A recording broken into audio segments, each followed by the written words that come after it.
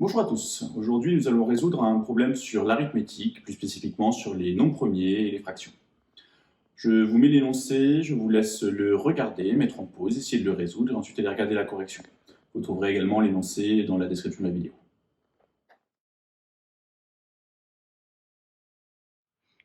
Dans la première question, nous cherchons à déterminer si 113 est un nombre premier.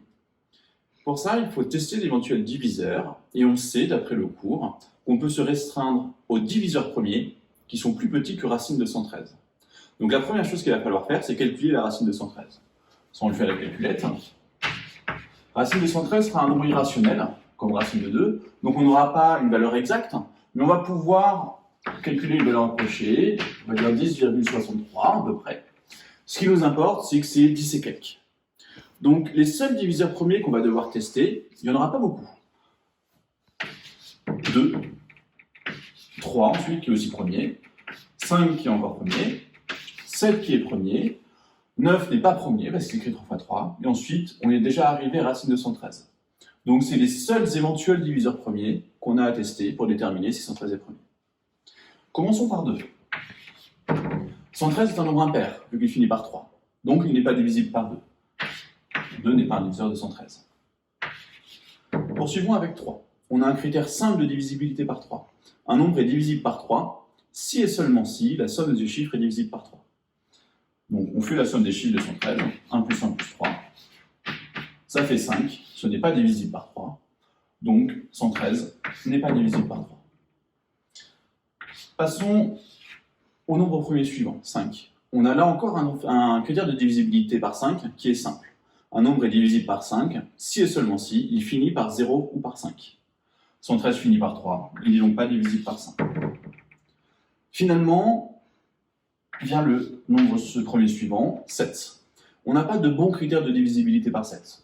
On ne va pas avoir le choix que de faire la division, on pourrait faire la calculatrice. Faisons-le avec réellement un quotient et un reste.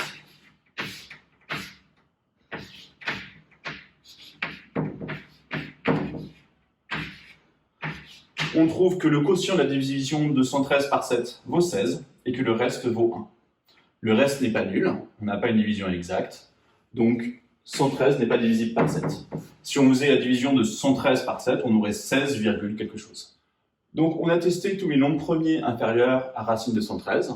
Aucun de ceux-là n'est un diviseur de 113. On obtient donc bien que 113 est un nombre premier.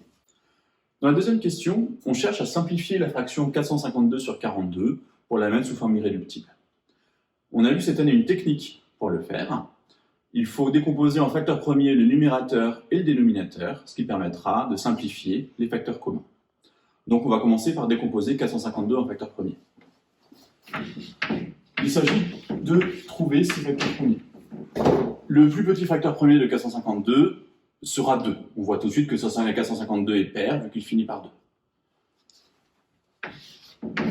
452 s'écrit donc 2 fois quelque chose. On fait la division de 452 par 2. On trouve que c'est 2 fois 226. Et on va maintenant continuer à décomposer. On va décomposer maintenant 226. De nouveau, on a un premier facteur premier qui doit nous sauter aux yeux. Toujours le facteur 2. Parce que 226 est pair, donc il finit par 6. Donc, on va écrire 226 comme 2 fois quelque chose. On fait la division, ça fait 2 fois 113. Or, dans la première question, nous avons vu que 113 était premier.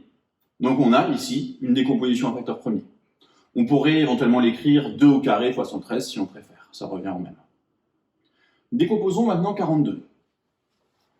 De la même manière que précédemment, on trouve immédiatement un premier facteur premier, le facteur 2, vu que 42 est pair puisqu'il finit par 2. 42 s'écrit comme 2 fois 21. Cette fois-ci, 2 n'est plus un facteur premier de 21. Vu que 21 est impair, il finit par 1. On teste donc le nombre premier suivant, 3, et effectivement, 21 est divisible par 3. Effectivement, 21 s'écrit 3 fois 7. Et comme précédemment, on a fini ici, vu que 7 est premier. On ne va pas pouvoir décomposer plus loin. On a donc trouvé la décomposition en facteur premier de nos deux termes de la fraction.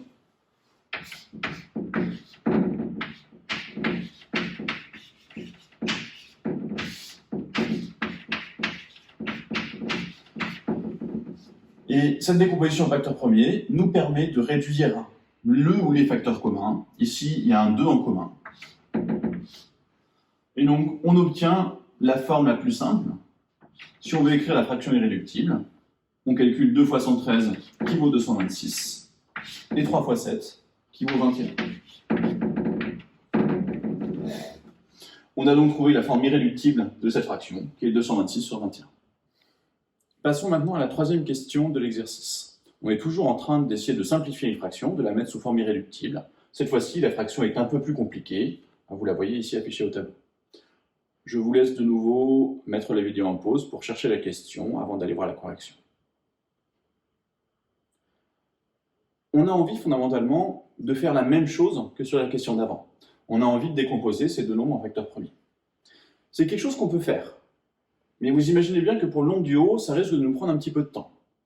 Il faudrait le faire soit à la calculatrice, soit à l'ordinateur. Mais en fait, on n'en a pas besoin ici. On va voir pourquoi. Commençons par décomposer le dénominateur en facteurs premiers.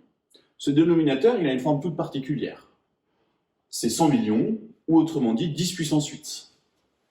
Donc le dénominateur, il s'écrit 10 puissance 8. Or 10, c'est très facile de le décomposer en facteurs premiers. On trouve tout de suite un facteur 2, et ensuite on trouve 2 fois 5. Maintenant, en utilisant les règles de calcul sur les puissances, 2 fois 5, le tout puissance 8, c'est la même chose que 2 puissance 8 fois 5 puissance 8. Donc on a facilement trouvé la décomposition en facteur premier de 100 millions, c'est juste 2 puissance 8 fois 5 puissance 8. Maintenant, on ne va pas avoir besoin de trouver la décomposition en facteur premier du numérateur. La seule chose qu'on a besoin de savoir, c'est est-ce que dans le numérateur, il y a des facteurs 2 ou des facteurs 5 qui pourraient se simplifier. Si on n'a ni facteur 2 ni facteur 5 dans le numérateur, il n'y aura rien à simplifier. Mais savoir si on a des facteurs 2 ou des facteurs 5, ça revient à demander si le numérateur est divisible par 2 ou divisible par 5. Et on a des critères très simples pour vérifier ça. La première chose, c'est qu'on remarque que le numérateur est impair. Effectivement, il finit par 3. Donc, il n'est pas divisible par 2. Donc, on ne va pas avoir de facteur 2 dans le numérateur.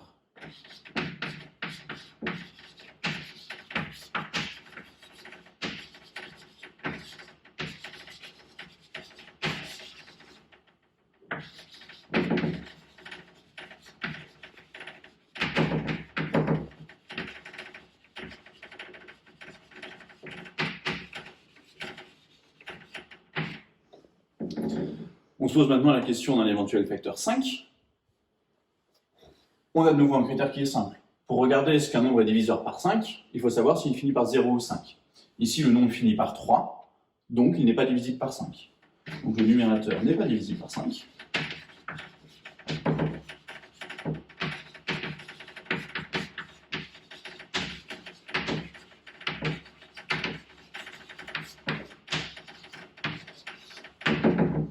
Donc, de nouveau, ça veut dire que dans sa décomposition facteur premier, il n'y a pas le facteur premier 5. Donc finalement, on n'a ni facteur 2 ni facteur 5 dans le numérateur. Il y a certainement d'autres facteurs premiers. On pourrait regarder, et d'ailleurs le facteur 3 est effectivement un facteur premier du numérateur. Mais ce qui est important, c'est qu'il n'y a ni facteur 2 ni facteur 5. Or, dans le dénominateur, il y a uniquement des facteurs 2 et des facteurs 5. Donc on sait déjà que rien ne va se simplifier. Donc autrement dit, cette fraction est déjà sous forme simplifiée, déjà sous forme irréductible.